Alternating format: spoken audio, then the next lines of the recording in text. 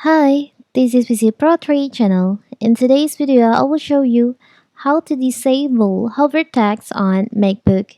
Before I get started, don't forget to subscribe and turn on the notification to keep you updated about this channel.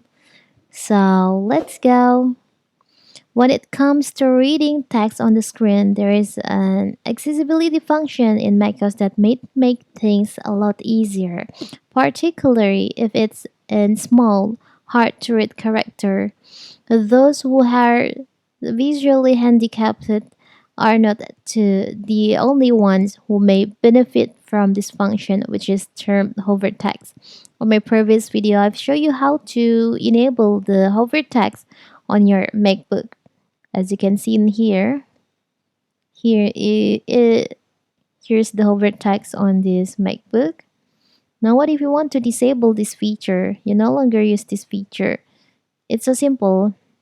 So first you can just open your system preferences on your MacBook. Now you can go to accessibility, go to zoom, click on zoom. There is an option hover text. You can just disable this feature by unchecklist on it.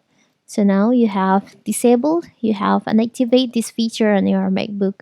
So when you press command and point your pointer to this, so text, the text won't be able to larger again.